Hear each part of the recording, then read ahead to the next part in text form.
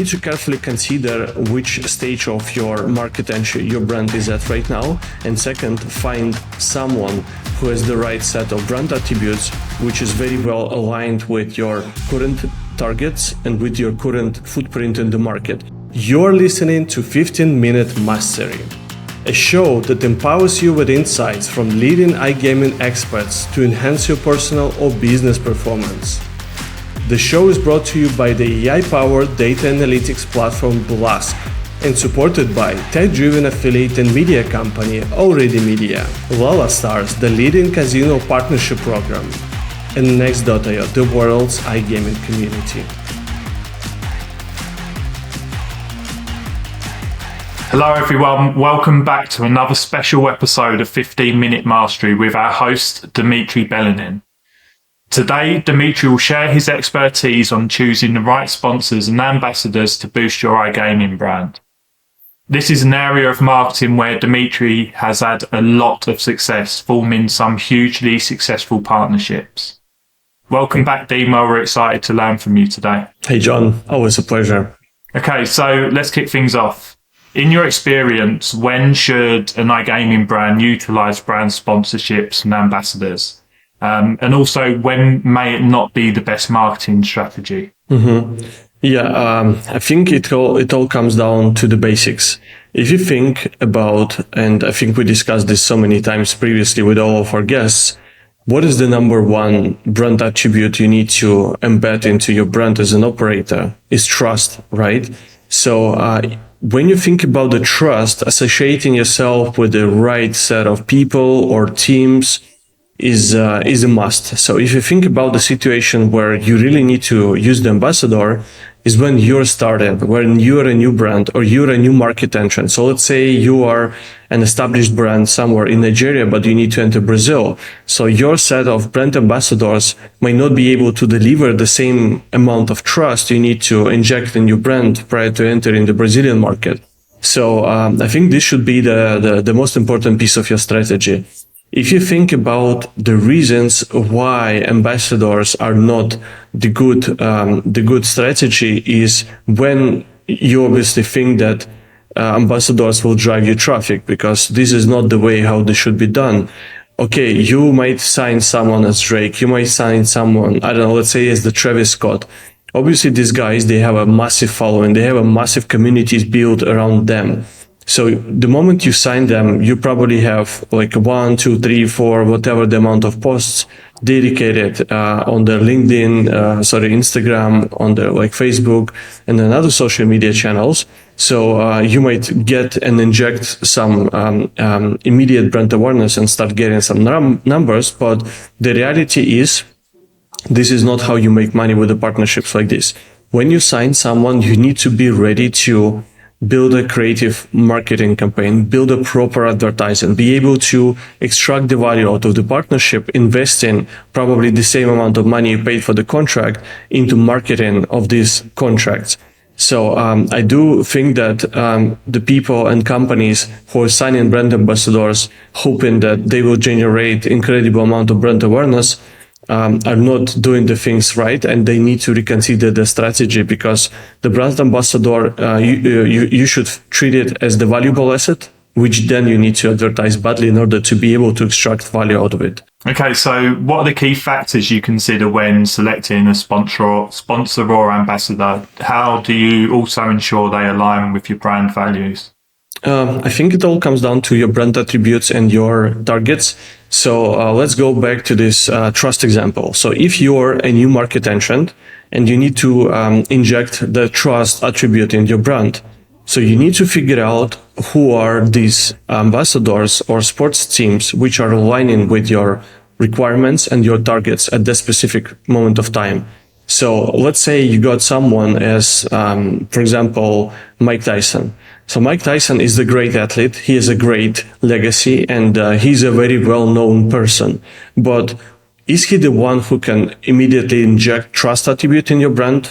Probably not, right? Is he the one who will be able to inject attributes such as, like playful, risky, dangerous? Maybe yes, right? So you need to carefully consider which stage of your market entry your brand is at right now. And second, find someone who has the right set of brand attributes, which is very well aligned with your current targets and with your current footprint in the market. One beautiful example I can come up with is not really about the athletes, but about the recent big marketing campaigns where Bud Light, they started associating themselves with UFC in a very expensive contract where they needed to become a masculine brand. They needed to become very strongly tied to the men's audience. And what is the best way to put your brand in front of so many masculine people than to go to UFC or any other like fighting championships. So I think this is where my universal answer here is that you really need to understand your path. You really need to understand your targets, and obviously you need to be very careful with how it is messing with your brand. If your brand is playful, if your brand is masculine, for example, associating yourself with a country singer or someone like a pop artist, then maybe it's not not the greatest idea, because this is how you will be diluting your brand equity and dragging attention away from the real attributes which you really want to embed in your brand. Mm-hmm. And so conversely, you can attribute yourself to positive attributes from a sponsor or ambassador, but there's also some risks involved. You've placing a lot of trust in that ambassador to perform and enhance your brand in the way you want them to, right? So are there any red flags or warning signs you look for when evaluating a potential sponsor or ambassador to ensure that doesn't happen? Yeah, I think that's probably the number one thing you should do before considering someone as the brand ambassador for your brand. So the number one thing which I mentioned is probably the right set of attributes and whether they are aligned with your strategy and your mission. If you need to embed attributes of speed, of trust, of, creativity, for example, you really need to find a person who is exactly that. Because if you will find someone who is the opposite, then you will completely destroy your brand. And as I mentioned earlier, dilute your brand values and your brand attributes. So that's probably number one. Red flag number two is to try to go the aggressive ambassador road, or the so-called underdog road, where you might start putting a great bid on a team which might show a good performance in the upcoming season because they did it last year, but they were very extremely volatile.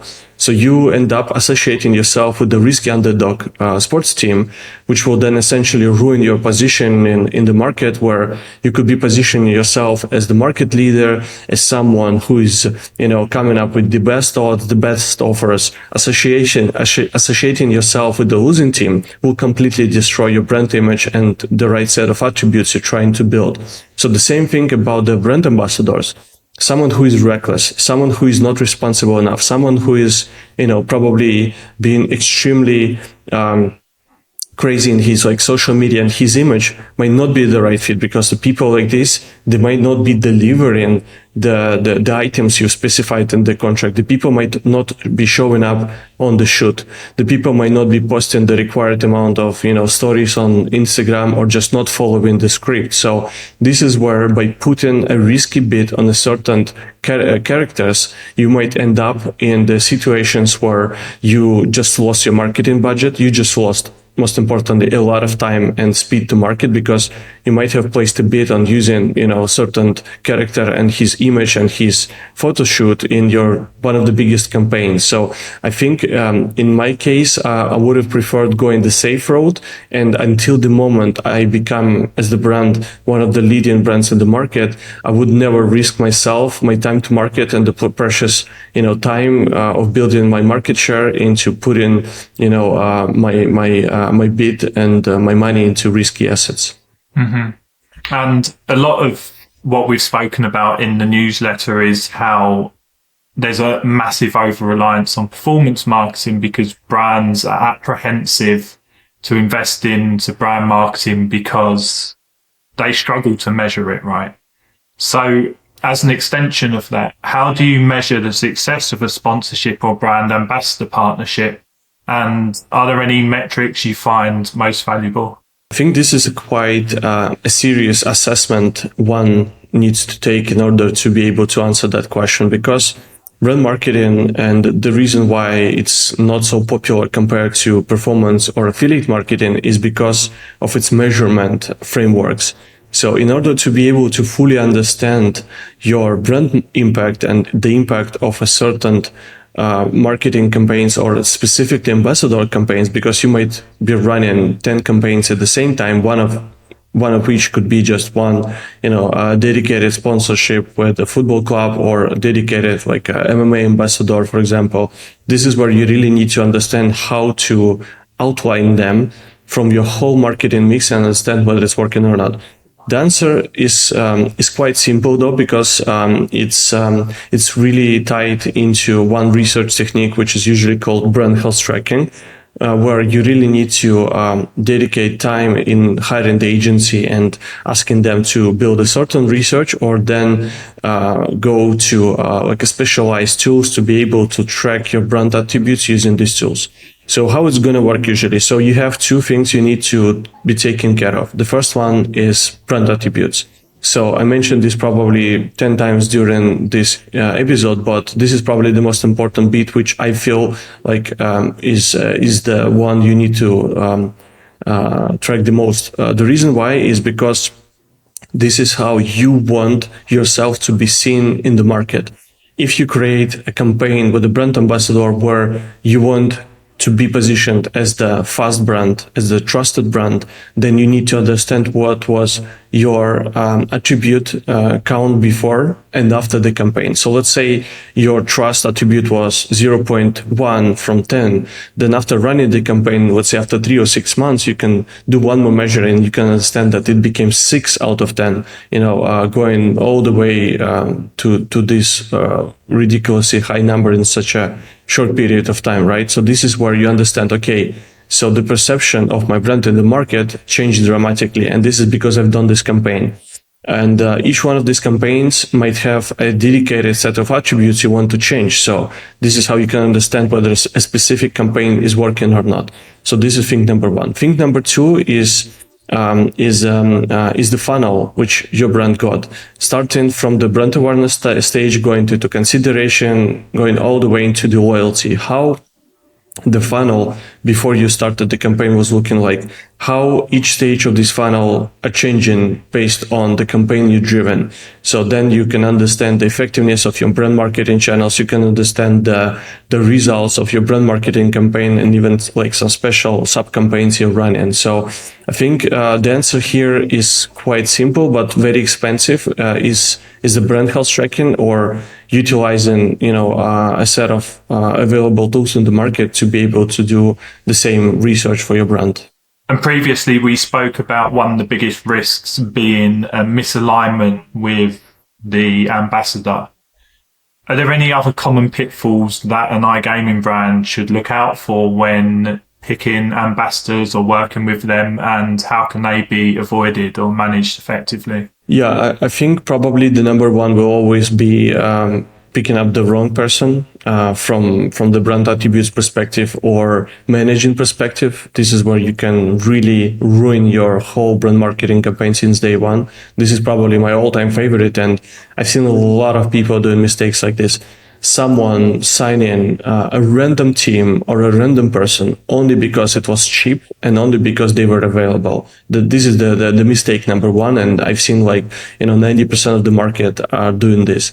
So this is probably the most terrifying one. Second is not utilizing the asset well enough. This is where you place a bid on a brand ambassador and you just sit and watch. This is wrong. You really need to spend a lot of money and to be able to utilize this asset. Third, probably the most crucial one is, in my opinion, is not being creative enough. So I'm a big fan of Mark Ritson and his researches, and I wrote about it in the newsletter previously. This is where you really need to build a proper marketing campaign, not just show your brand ambassador sitting on the couch and placing a bet. Be more creative, be more innovative, coming up with the right script which embeds into narrative of the market, into your brand position, and into the market reality. So this is probably the third most important one. But if you're not doing any of this, or you just sign someone and then sitting and waiting, then probably it's not the right move. I think that's a wrap, Dima, but thanks again for taking the time to share all of your knowledge. I'm sure the audience is going to get a ton of value from this today. Thanks a lot, John. It was a pleasure.